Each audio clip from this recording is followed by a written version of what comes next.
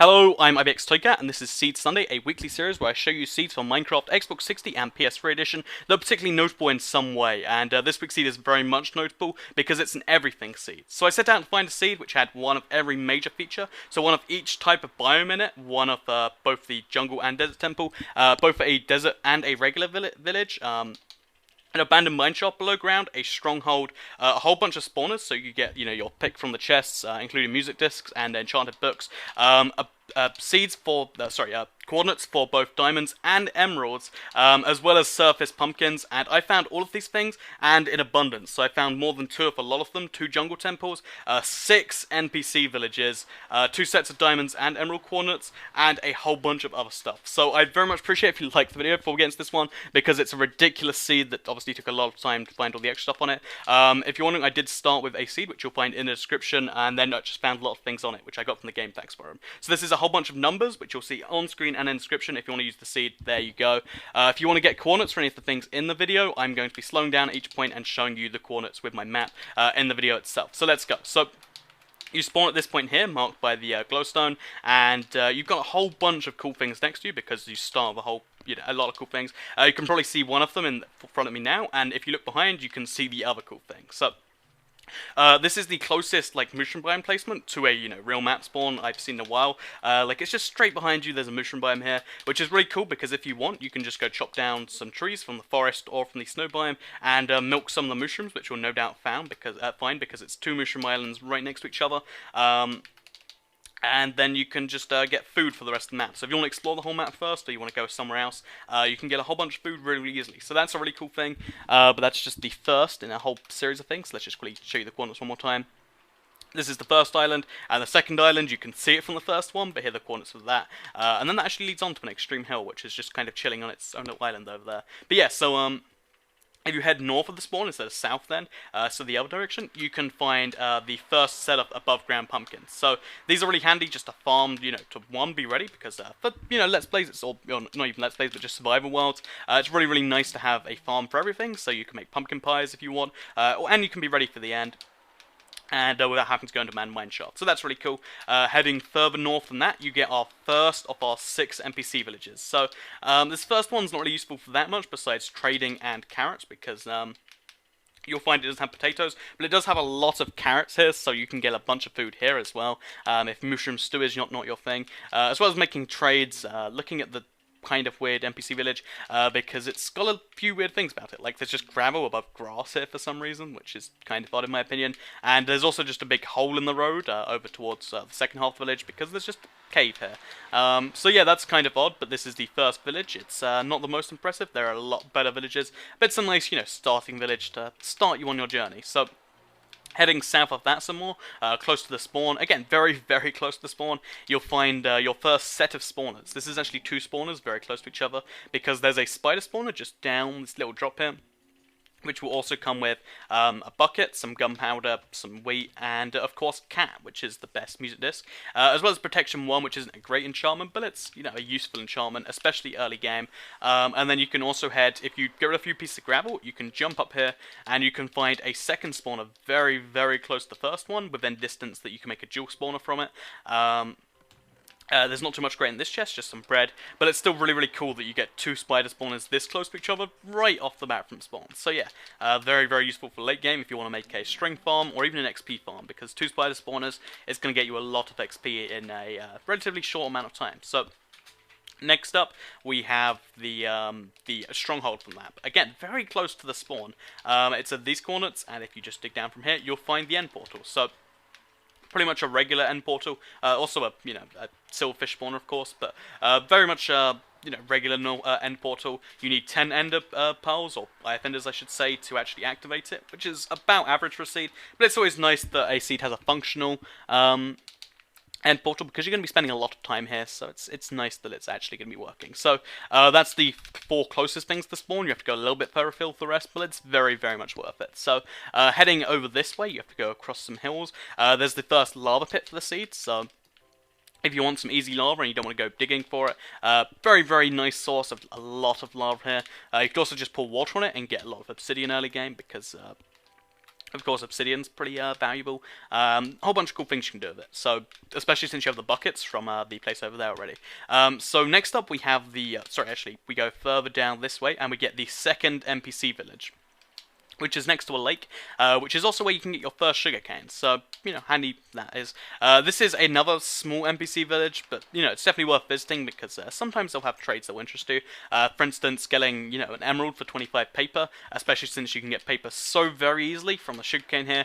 It's a useful way to make some emeralds as you go out into the real world. Although this is the smallest village in the seed, it's still got some wheat and it's still got lots and lots of sugarcane.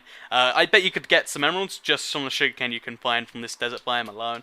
Very, very cool thing. So heading north from here, we'll find also, this is a weird formation I haven't seen yet, but you'll find the third NPC village, which, again, there's a lot of NPC villages on the seed, and this one is very cool because it's mostly submerged in water, so it's a very, you know, I don't know, it's an odd, very, very odd NPC village, and it also has a blacksmith chest just back here. But first of all, some of the houses in this NPC village are really, really just deformed for some reason. Like here, the house just forgot to kind of form for some reason, and it's really, really odd to say the least. By the way, this is the corners of the village. I have no real idea why this happened, but it did, and it's, you know, kind of amusing to look at because the villagers won't go in the water. So there are just some villagers trapped in their houses, and there are some villagers just over here. They're like, I can't go out there.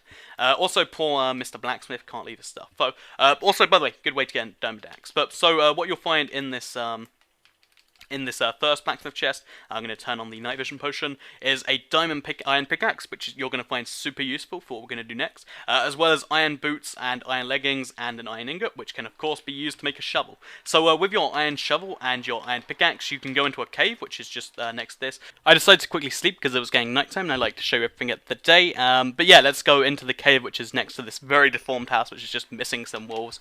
So basically, if you head into this cave, you take some weird directions. So you head forwards, you head through the water and you go to the left of it, and then finally you go take another left and go past the lava, and then you do like a small 180. This is fairly difficult directions, but you can no doubt just get a feel for the cave, get all the ores around it because there's a lot of ores to be had. Then you take a left here, you end up in an abandoned mine shaft. So as you can no doubt imagine, this is a useful way to get a whole bunch of ores, as well as, of course, cave spiders, because, you know, they're spawning right in the spot. They're going to be, you know, the first thing you see in this spawner. So a real challenge at first, as well as a whole bunch of ores to be found. Really, really nice place to just, you know, get some ores, get some fun had, and it fulfills the abandoned mine shaft requirement for this seed. So heading back out of the seed, which you can, by the way, also do through here, there are actually a whole bunch of different ways into it. It's kind of cool, the abandoned mine shaft below this village. If you then head north further of this, you go into the second desert biome. So this is the desert biome with lots of things in it. It has the desert village, which, by the way, some of the road from the desert village just heads really far this way into the regular biome, and it's really confusing to see sandstone next to, you know, the grass.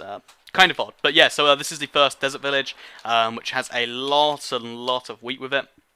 And it also has a very, very weird looking blacksmith chest, because for some reason desert villages have blacksmith chests which still use stone slabs, even though they look very, very off. But whatever. So this blacksmith chest will give you another piece of armor, giving you the helmet, so you're only missing one piece, as well as another iron pickaxe, and also 2 iron ingots, which is enough for a sword if you want to go combating, if you don't already have a sword.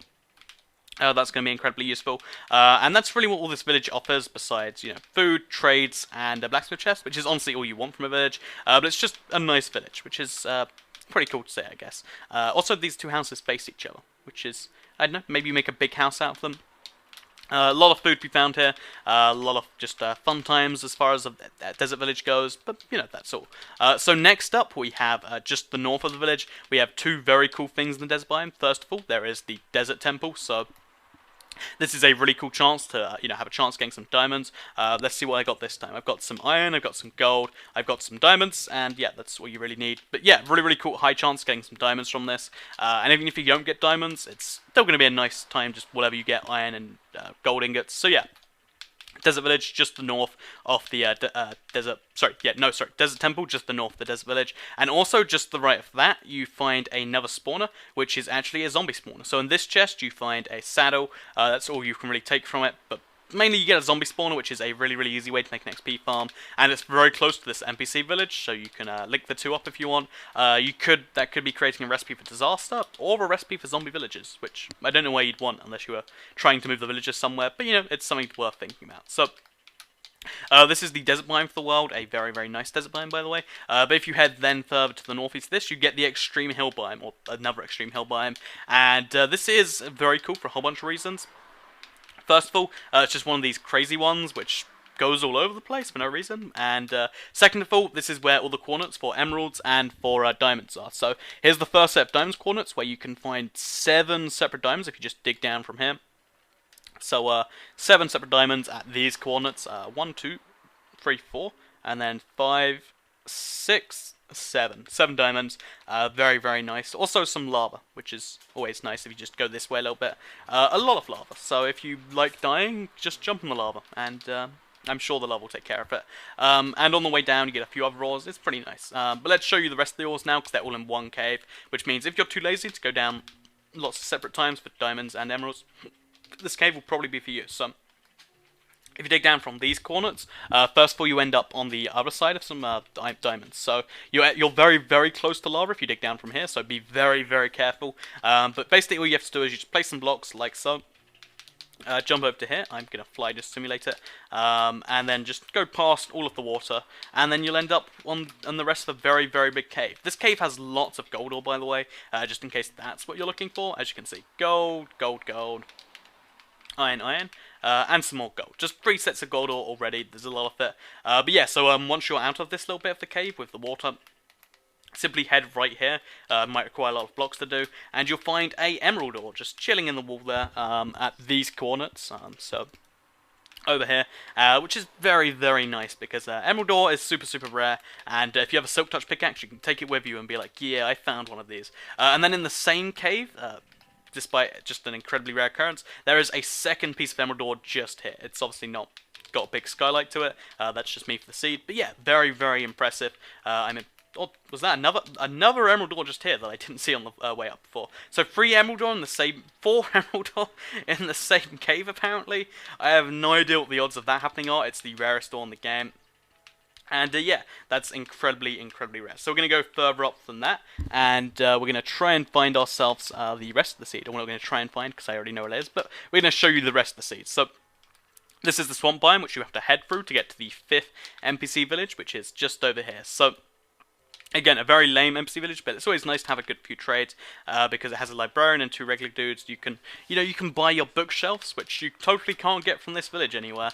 There are no bookshelves to be found in this village. If you were to try and steal any of them, that'd be pretty difficult. But besides that, one of the villagers will take emeralds for wheat, or take wheat for emeralds, which is always nice. And also the houses have stairs which head not to the ground, so none of the villagers can actually get in their own houses, which is always amusing. So at night time you'll see this village very quickly be compromised, which might be fun to watch if you like kind of just playing God. So here are the coordinates. This was a tricky one to see. I have no idea how, but I'd missed this one first time round. And yeah, that's something worth pointing out. But then you head further to the west from this, and you get the final NPC village, and this is a pretty big one. It has a church, and it's on a slope. And one of the funny things about this is another NPC village just didn't form properly. Except this one kind of epically didn't form, because it's just a lot of village missing here. And it's very amusing to say the least. So this is, as I said, yeah, a big NPC village, lots and lots of trades to be had, as well as a few pieces of wheat. Could obviously take those back over to the village over there. That'd be useful, but it's mainly just a village very close to the jungle, which means you can go exploring the jungle, then come back here, place your bed in one of the houses, and be safe for the night. So what does this jungle biome contain, you might ask? So I already said it earlier on the video, but that was a whole 10 minutes ago now. It's got 2 jungle temples. So this first jungle temple, these coordinates, is just over here, and it's a regular old jungle temple, not floating above the ground at all, just regular old jungle temple. Got stuff in the chest. You've got a chance of getting diamonds every time, of course. I've got iron ingots, but I'm pretty sure it's randomized, so maybe try the seed over and over again. As well as the second chest in here. Yeah, besides that, just a regular jungle temple. And the second thing of note the jungle has, or the second and third I should say, is another jungle temple. So we're going to head all the way over there now. It's on the exact opposite side of the world, so you could head to the second one straight from the spawn if you wanted to. Personally, I prefer desert temples a lot more than jungle temples because you have 4 chests and a lot higher odds of getting diamonds, at least in my personal experience, but you know, that's just my experience. So, this second jungle temple is very, very close to the edge of the world. Fortunately, it didn't fall off the edge of the world, it's just in the middle of it, so what's so special about this one is, for some reason, it's slightly reversed. Maybe it's just because most jungle temples go to the right, but I was so used to just this being where the actual jungle temple happened. So for this one, you go to the left, and by the way, there's lighting glitches all over the place.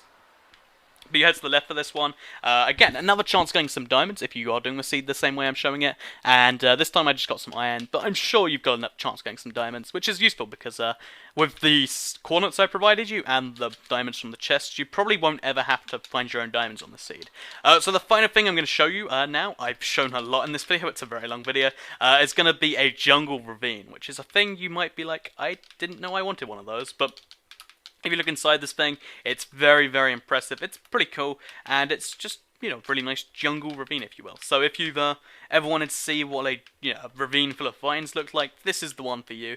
It's actually very big. You can flood it if you want. It's a whole bunch of possibilities. So this was my everything seed for Minecraft, Xbox 60 and PS3 edition. It took a long time to find all this stuff, and let alone make the video. Hopefully you did enjoy it. Please do like it if you did.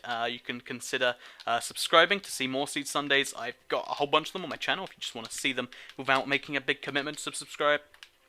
Thanks for watching. I appreciate everyone who has viewed this video all the way through, and I'll see you next week's Seed Sunday, or just my video that goes up tomorrow. I do 2 videos a day now, by the way. But yeah, so thanks for watching, and goodbye.